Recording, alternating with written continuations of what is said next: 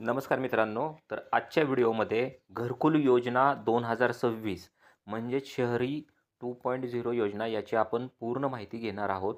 तर व्हिडिओ कुठेही मिस करू नका. शेवटपर्यंत व्हिडिओ नक्की पहा आणि जर व्हिडिओ आवडला मित्रांनो तुम्हाला तर व्हिडिओला लाईक आणि सबस्क्राईब करायला विसरू नका. चला तर पटकन व्हिडिओ सुरुवात करूयात. तर PM आवास योजना शहरी 2.0 तर याचा जो अर्ज आहे तो तुम्ही मोबाईलवरून पूर्णपणे घरबसल्या भरू शकता. तर याच्यामध्ये काय मिळणार आहे तुम्हाला? नंबर 1 आर्थिक मदत मिळणार आहे, थेट लाभ DBTद्वारे. आणि नंबर 3 याचे जे टप्पे आहेत ते टप्पे आपण या व्हिडिओमध्ये पाहणार आहोत. तर अर्ज करण्यापूर्वी मित्रांनो तुमच्याकडे काही महत्त्वाची कागदपत्रे आहेत ते असणं गरजेचं असतं. सगळ्यात अगोदर आधार कार्ड, बँक खाते, उत्पन्न प्रमाणपत्र आणि मोबाईल नंबर. तर यामध्ये अर्ज भरण्यासाठी आपल्याला 5 टप्पे असणार आहेत. पहिला आहे वैयक्तिक माहिती, कुटुंबाची माहिती, घराचा तपशील, पत्ता आणि बँक तपशील. तर चला तर स्टेप बाय स्टेप आपण पाहूयात. आता सर्वात अगोदर मी तुम्हाला वेबसाईट देणार आहे त्या वेबसाईटची लिंक तुम्हाला व्हिडिओच्या डिस्क्रिप्शनमध्ये मिळणार आहे. PM Awas Yojana urban. तर त्या वेबसाईटला क्लिक केल्यानंतर तुम्हाला मुख्य पेजवरती यायचं आहे. मुख्य पेजवरती आल्यानंतर तुम्हाला तिथे सूचना वाचून क्लिक टू प्रोसीड या बटनावरती क्लिक करायचं आहे. आता इथं बघा याच्यामध्ये तुम्हाला काही ऑप्शनची निवड करायची आहे. तुमचं राज्य निवडायचं आहे, तुमचं वार्षिक उत्पन्न टाकायचं आहे, त्यानंतर तुम्हाला तुमची योजना निवडायची आहे. आता भारतात जर तुमचं पक्कं घर असेल आणि तुम्ही आधी या योजनेचा लाभ घेतला असेल तर दोन्ही प्रश्नांवरती तुम्हाला नो असं क्लिक करायचं आहे.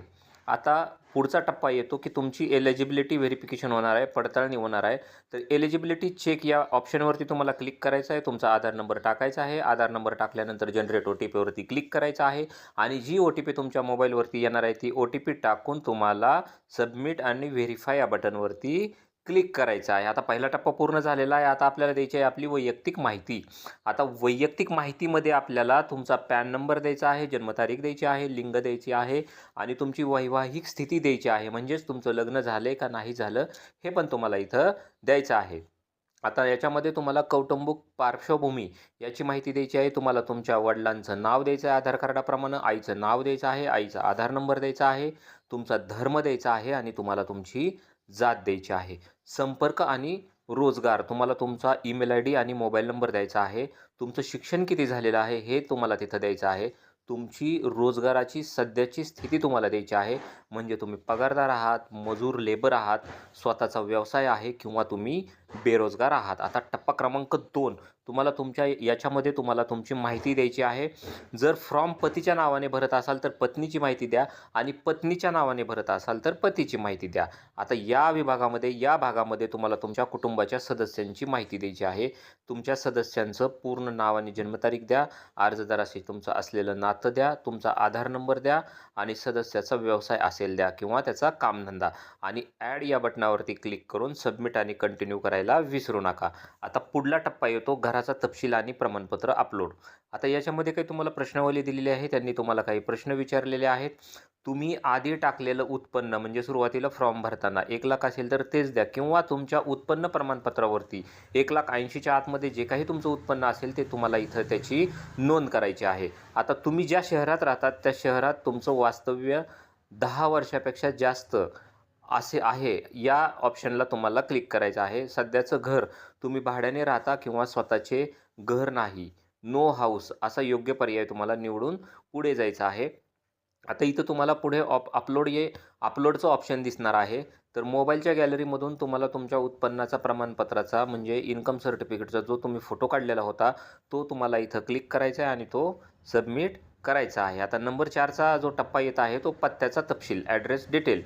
तुम्ही प्रेझेंट ॲड्रेसचा ऑप्शन दिसत आहे. तिथं तुम्हाला तुमचा सध्याचा पत्ता जिथं तुम्ही राहता तो द्यायचा आहे. पर्मनंट ॲड्रेस म्हणजे जोच तुमच्या आधार कार्डावरील पत्ता आहे तो तुम्हाला तिथं द्यायचा आहे. आता नंबर 3मध्ये HP प्रोजेक्ट लोकेशन म्हणजे तुमचं प्रकल्प कुठं तुम्ही उभा करणार आहात, तुम्ही घर कुठं बांधणार आहात तो पत्ता तुम्हाला इथं द्यायचा आहे. तर खाली एक टिप तुम्हाला मी देत आहे. जर तुमचा सध्याचा आणि कायमचा पत्ता एकच असेल आधारवरती आणि प्रत्यक्षात तर तिन्ही ठिकाणचा पत्ता तुम्ही समान द्या. म्हणजेच तुम्हाला काय होईल की यामुळे तुम्हाला फॉर्म भरताना सोपे जाईल. रिक्वायर्ड डाटा घर नंबर, फ्लॅट नंबर, रस्ता, गल्ली, राज्य, जिल्हा, शहर, तालुका, पिनकोड अशी सर्व माहिती तुम्हाला व्यवस्थित इथं भरायची आहे. आता नंबर 5चा जो टप्पा आहे तो सर्वात महत्त्वाचा टप्पा आहे मित्रांनो, बँकेचा तपशील. का तर तुम्हाला जी 2.5 लाख रुपयाची मदत मिळणार आहे शासनाकडनं, ती थेट या खात्यात जमा होणार आहे. तर पहिल्या ऑप्शनमध्ये तुम्हाला तुमचा बँक खाते नंबर व्यवस्थित द्यायचा आहे. परत तुम्हाला रिव्हेरिफाय करायचं आहे, तुमचा बँक अकाउंट नंबर द्यायचा आहे. त्यानंतर तुम्हाला IFSC कोड तिथं द्यायचा आहे आणि गेट बँक डिटेल या बटनावरती क्लिक करायचं आहे. आता गेट बँक डिटेलवरती क्लिक केल्यानंतर तुमच्या बँकेची सर्व माहिती तुम्हाला इथं आपोआप दिसणार आहे आणि ती तुम्हाला तपासून घ्यायची आहे आणि सबमिट करायचं आहे. आता शेवटचं ऑप्शन येतं आहे अंतिम सबमिशन म्हणजे शेवटची पायरी. आता इथं तुम्हाला घोषणापत्र दिले जाणार आहे. घोषणापत्र म्हणजे विचारलेल्या प्रश्नावरती तुम्हाला नो या बटनवरती क्लिक करायचं आहे आणि शेवटच्या 2 चौकोनावरती तुम्हाला हिरव्या अक्षरामध्ये क्लिक करायचं आहे. ते तुम्हाला तिथं हिरव्या अक्षरामध्ये दिसणार आहे. आता फायनल सेव्ह करायचं आहे. आता इथं क्लिक केल्यानंतर संपूर्ण फॉर्म तुम्हाला दिसणार आहे. पूर्ण माहिती तपासा तुम्ही एकदा भरलेली. जर काही त्याच्यामध्ये चूक असेल तर एडिट करा आणि ती माहिती परत तुम्ही फायनल सेव्ह करू शकता. आता फायनल सबमिट केल्यानंतर परत तुम्हाला इथं तुमचा जो फॉर्म आहे तो एडिट करता येणार नाही किंवा त्यातली चुकलेली माहिती तुम्हाला परत भरता येणार. तर मित्रांनो फॉर्म एकदा व्यवस्थित तपासून बघायचं आहे आणि तुम्हाला फायनल सबमिट या बटनवरती क्लिक करायचं आहे. आता फायनल सबमिटवरती क्लिक केल्यानंतर तुम्हाला तुमच्या विंडोवरती ॲप्लिकेशन सबमिटेड सक्सेसफुली असं दिसणार आहे आणि तुम्हाला तिथं तुमचा रजिस्ट्रेशन नंबर दिसणार आहे.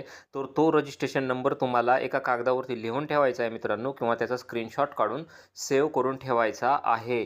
तर ही होती मित्रांनो माहिती. घरच्या घरी एकदम सोप्या पद्धतीमध्ये तुम्हाला तुमच्या घरकुलचा तुम्हाला फॉर्म भरू शकता. तर मित्रांनो तुम्हाला ही माहिती कशी वाटली आणि व्हिडिओ जर मित्रांनो तुम्हाला आवडला असेल तर नक्कीच तुमच्या मित्रांकडे शेअर करा आणि व्हिडिओला लाईक आणि सबस्क्राईब करायला विसरू नका. धन्यवाद.